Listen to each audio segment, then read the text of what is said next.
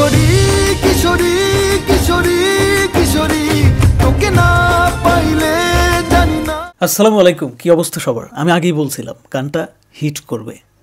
Pure romantic song of the year, কোনো কথা হবে না। গানের প্রত্যেকটা কথা ছিল মাইন্ড ব্লোয়িং। শোনার আগ মুহূর্ত পর্যন্ত আমার মনটা খারাপ ছিল, গানটা শোনার পরে মনটা ভালো হয়ে গেছে। মনে হয়েছে আমি গানের মধ্যে হারিয়ে গেছি। গানটা শোনার সময় মনে হচ্ছিল যে টাইম ট্রাভেলে করে আমি সেই 2012-13-14 ওই সময়টাতে ফিরে গেছি। দেবকে যতবার দেখতেছিলাম মনে হচ্ছিল পুরনো সেই দেবকেই আমি দেখতেছি। দেবের সাথে জুটিগুলো দারুণ মানাইতে হচ্ছে, যেমন শুভশ্রীর সাথে, শ্রাবন্তীর সাথে। এখানে ইধিকা আর দেবকে কিন্তু দেখতে দারুণ লাগতেছিল। সেই পুরনো ফিলটা কিন্তু আমরা আসলে পাচ্ছিলাম। কারণটা হচ্ছে দেব যেরকম দারুণ পারফরমেন্স করেছে, সেই পুরনো দেব হয়ে উঠেছে। ঠিক একইভাবে ইধিকা পল এখানে দারুণ পারফরমেন্স দেখিয়েছে। ইয়েস, নতুন হিসেবে তার মধ্যে নার্ভাসনেস বা একটু হেজিটেশন কোনো কিছুই কিন্তু দর্শক ফিল করবে না এই গানটা দেখার সময়। গানের প্রথম দৃশ্য থেকে একদম শেষ দৃশ্য পর্যন্ত কোরিওগ্রাফি দুর্দান্ত ছিল, টপ নচ লেগেছে। গানের লোকেশন এবং রোমান্টিক থিম অনুযায়ী কালার গ্রেডিং যেটা আমরা দেখতে পাচ্ছি সেটাও কিন্তু মারাত্মক লেভেলের ছিল। আলাদা করে যার প্রশংসা করতেই হয় তার নাম হচ্ছে রিতম সেন, কারণ তিনি এই গানটা লিখেছেন। কি দারুণ লিখেছেন তিনি। ইয়েস, এরকম একজন গীতিকবি এতদিন কোথায় ছিল ভাই?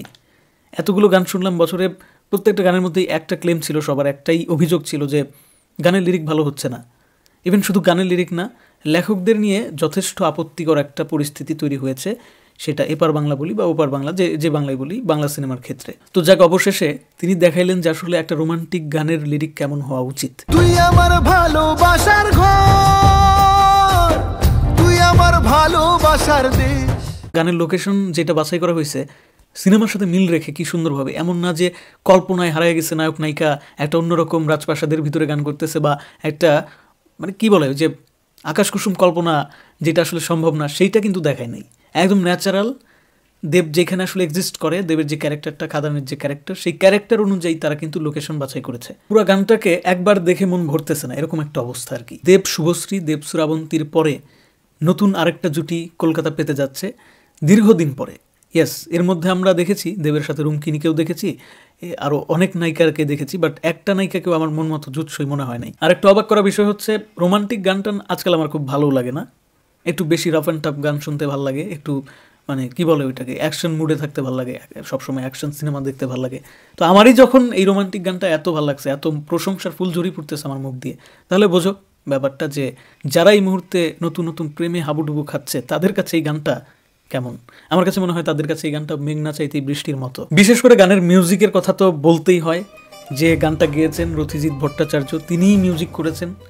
সো তিনি খুব দারুণভাবে কিন্তু ব্যাপারটা ইউটিলাইজ করতে পেরেছেন গানের মধ্যে।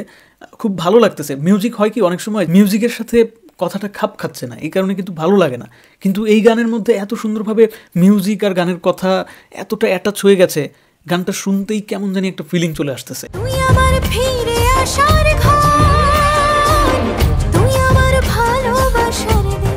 আর দেব ভক্তরা এই মুহূর্তে কি ভাবতেছে সেটা আমি জানি।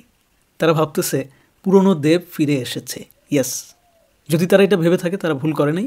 সত্যিকার অর্থেই দেবের খাদান সিনেমার প্রত্যেকটা গান যেন বেশি থেকে বেশি, মানে একটা গানের থেকে আরেকটা গান আরও অনেক বেশি এগিয়ে যাচ্ছে এবং মনে করিয়ে দিচ্ছে যে দেব ফিরে এসেছে, পুরনো সেই দেব ফিরে এসেছে। কিশোরী কিশোরী কিশোরী কিশোরী হয়ে যা শুধু। তো বন্ধুরা, কমেন্ট বক্স স্বাধীনতার জায়গা, অবশ্যই কমেন্টে তোমরা জানাও ওভারঅল গানটা তোমাদের কাছে কেমন লেগেছে।